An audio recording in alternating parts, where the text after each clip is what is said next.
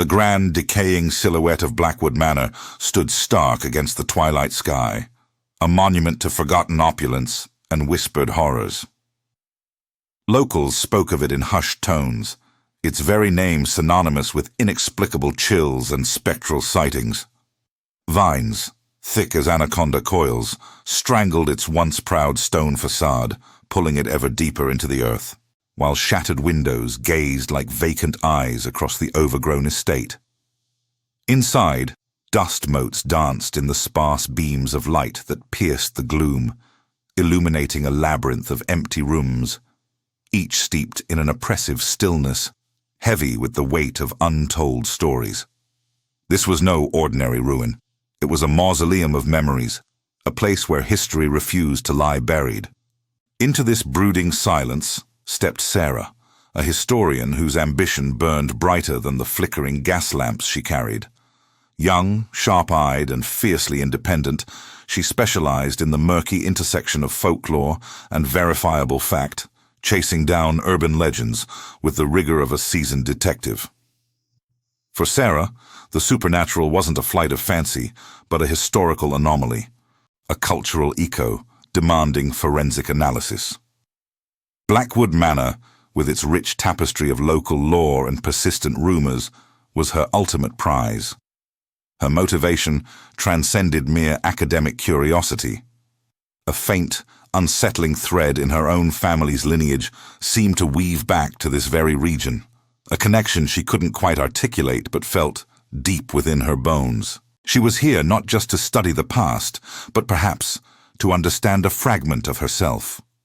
The scent of aged paper and decaying leather led her to the mansion's vast, neglected library. Shelves groaned under the weight of forgotten tomes, their spines crumbling into dust at the slightest touch. It was amidst this literary graveyard that she found it, a small, leather-bound journal, tucked away behind a loose panel in a mahogany bookcase. Its pages, brittle and yellowed, were filled with a delicate, cursive script. The journal belonged to a former resident, Eleanor Vance, and its entries quickly plunged Sarah into a world of mounting unease. Eleanor's meticulous handwriting detailed strange occurrences, phantom footsteps, objects shifting on their own, chilling gusts of wind indoors, and a growing, palpable sense of dread that permeated the manor.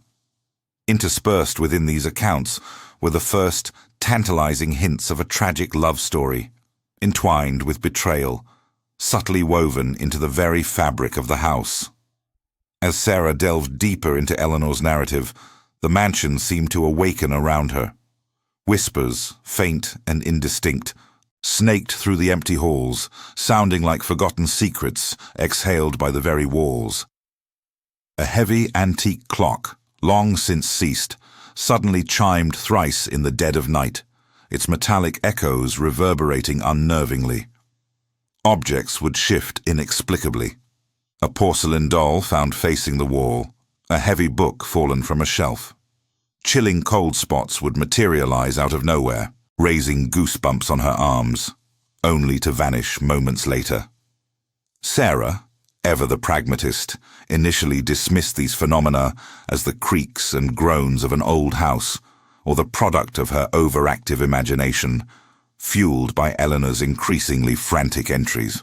Her solitude was broken by the unexpected appearance of Elias, the mansion's taciturn groundskeeper.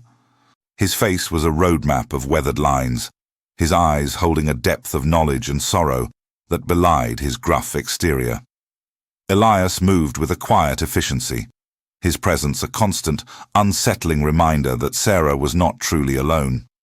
He was a local, his family having served the manor for generations, and he carried its secrets like a heavy cloak. His initial interactions with Sarah were laced with thinly veiled warnings. "You best leave this place, miss," he'd grumble, his gaze sweeping over the decaying grandeur. "Some things are better left undisturbed." His words, delivered with a chilling conviction, created an immediate, unspoken conflict of interest. He seemed less concerned with protecting the property and more with guarding its dark history, perhaps out of a profound sense of duty or a deeply ingrained fear. Undeterred, Sarah continued her meticulous work, deciphering more of Eleanor's journal. The entries painted a vivid, heartbreaking picture of a forbidden love between Eleanor and a stable hand named Thomas. Their clandestine meetings, their stolen moments of joy, all meticulously documented. But then, a sinister shadow began to fall across their idyllic romance. The ominous presence of Bartholomew, a powerful, influential local figure who coveted Eleanor and viewed Thomas as nothing more than an inconvenient obstacle. Eleanor's fear of Bartholomew was palpable, her words hinting at his ruthless nature and the dangerous web of influence he wielded. One particularly stormy night, as the wind howled like a banshee through the broken panes, Sarah was immersed in Eleanor's most desperate entries.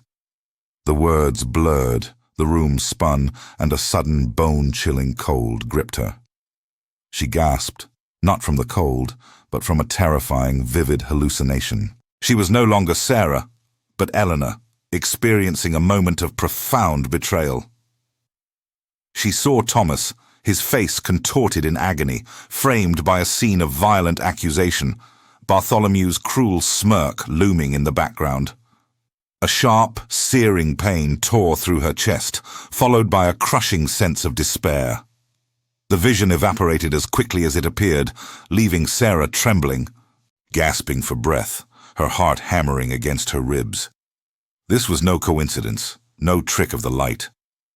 A malevolent presence, undeniably real and deeply unsettling, permeated Blackwood Manor, and it had just shown her a glimpse into its agonizing past.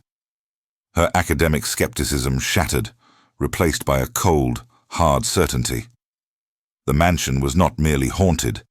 It was a living testament to a profound injustice, desperate for its truth to be heard. The horrifying vision solidified Sarah's resolve, pushing her deeper into Eleanor's sorrowful narrative. She meticulously cross-referenced journal entries with dusty old letters she unearthed from a forgotten desk drawer, each document weaving a more intricate, agonizing tapestry of betrayal.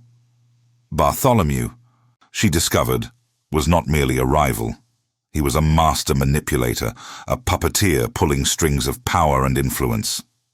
He had coveted Eleanor with an obsessive fury, and when his advances were spurned, his jealousy festered into a venomous plot. Thomas, the innocent stable hand, became his unwitting pawn, framed for a fabricated crime, embezzlement from Bartholomew's own coffers, a charge designed to strip him of his reputation, and more importantly, his freedom.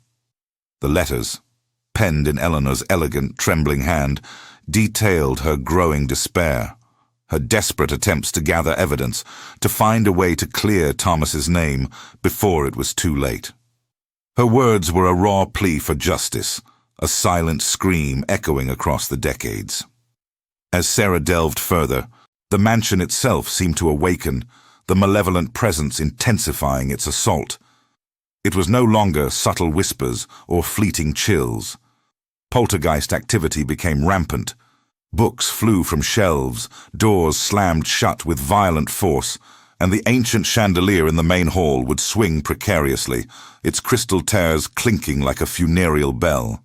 Terrifying auditory hallucinations plagued her nights, the faint, heart-wrenching sobs of a woman, the guttural snarls of a man, and once a piercing scream that seemed to rip through the very fabric of the house. Sarah was no longer merely observing, she was being targeted.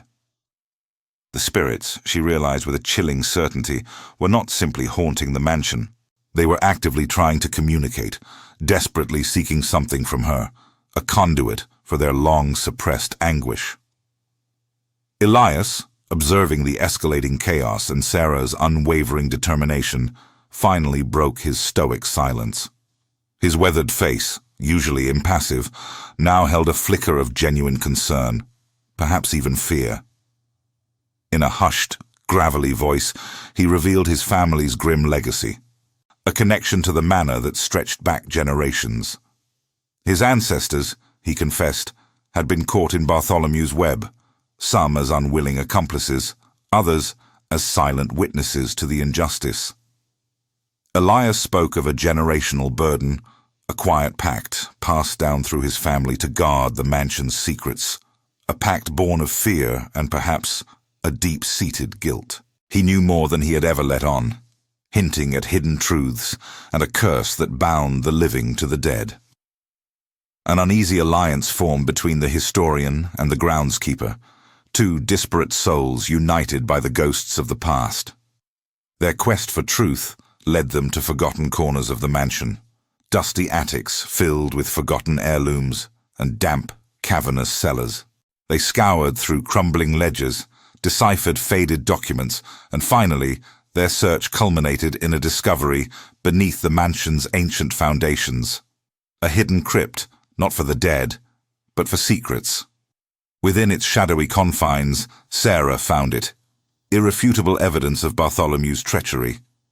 A meticulously forged confession bearing Thomas's forced signature and a hidden codicil to Bartholomew's will, ensuring Thomas's perpetual ruin and Eleanor's isolation. As Sarah held the damning proof, a palpable shift occurred in the mansion's oppressive atmosphere. The spirits of Eleanor and Thomas became intensely active, their presence almost physical, a swirling vortex of anguish and a burgeoning, desperate hope.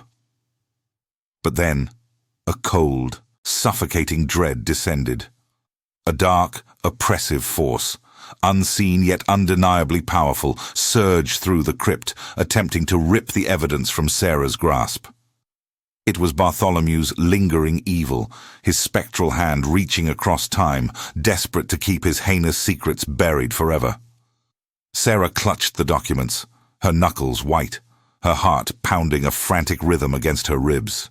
Trapped in the confined space, facing an unseen terror, she knew this was more than just a haunting. It was a battle for the truth, and she was caught in its terrifying epicenter. The crypt, once a place of quiet historical revelation, transformed into a maelstrom of spectral conflict. Elias, brandishing an old, gnarled crucifix he had kept hidden, stood guard, his eyes darting through the swirling shadows, a silent prayer forming on his lips.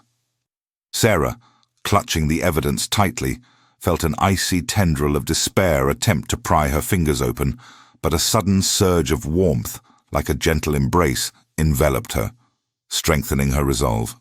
It was Eleanor, her spirit a shimmering, ethereal presence beside her, and Thomas, a fierce, protective energy, coalescing around them. The malevolent entity of Bartholomew, a churning vortex of black malice, lashed out, its unseen fury rattling the very foundations of the crypt. This was no mere haunting. It was a psychological and spiritual battle, a terrifying ordeal within the mansion's deepest recesses. Eleanor's sorrowful cries mingled with Thomas's indignant roars, guiding Sarah, empowering her. They were not just victims, they were active participants, their yearning for justice a beacon in the oppressive darkness. With Elias providing a protective, if somewhat futile barrier against the unseen assaults, Sarah managed to escape the crypt, the crucial document still clutched in her trembling hands.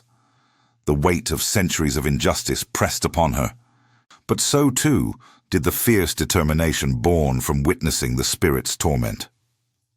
She understood now. Their peace depended on her. She worked tirelessly, poring over the documents, cross-referencing them with historical records she had brought, and meticulously preparing her findings. The local community, long accustomed to the whispered tales of the cursed mansion and its dark reputation, watched with a mixture of morbid curiosity and growing unease as Sarah announced her intentions to publicly expose Bartholomew's crimes. The revelation hit the small town like a thunderclap. Sarah presented her meticulously researched evidence, the forged confession, the hidden codicil, and other damning documents, to a captivated public and a stunned local historical society.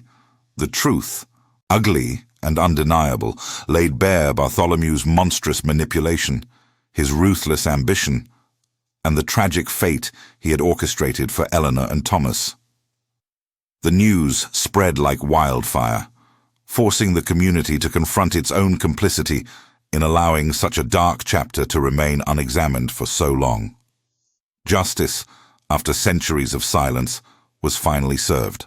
As the last echoes of the public outcry faded, a profound change settled over the mansion. The oppressive atmosphere, the chilling cold spots, the disembodied whispers, all began to dissipate.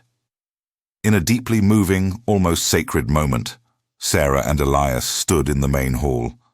A soft, luminous glow emanated from the grand staircase, resolving into two distinct, serene figures, Eleanor and Thomas. Their faces, once etched with sorrow and indignation, now radiated a profound peace, a gentle gratitude that encompassed Sarah and even Elias. With a final, tender glance, a quiet nod of acknowledgement, they faded, their forms dissolving into the soft glow, ascending into an unseen light. The mansion breathed a sigh of relief, its ancient stones absorbing the newfound tranquility. Sarah emerged from the experience forever changed. Her academic career, once a pursuit of abstract truths, was now validated by the most visceral of experiences. She had not only proven her historical theories, but had faced her deepest fears, becoming an unlikely champion of the wronged. Her perspective on life, on death, and on the enduring power of human connection was irrevocably altered. The world was no longer just facts and figures. It was also whispers and echoes, a tapestry woven with the seen and the unseen. Elias, freed from the generational burden of guarding a painful secret, found a new purpose. He decided to remain at the mansion, not as a keeper of secrets, but as a guardian of the truth. He meticulously restored parts of the house, transforming it into a museum that honored the true history of Eleanor and Thomas, a testament to resilience and the pursuit of justice. The mansion, no longer haunted by malevolent forces, stood peaceful yet scarred. Its grand facade, though bathed in sunlight, still bore the marks of its turbulent past. It served as a powerful reminder that while the specific horror had departed, the echoes of American history, both beautiful and tragic, would always remain, whispering tales to those willing to listen.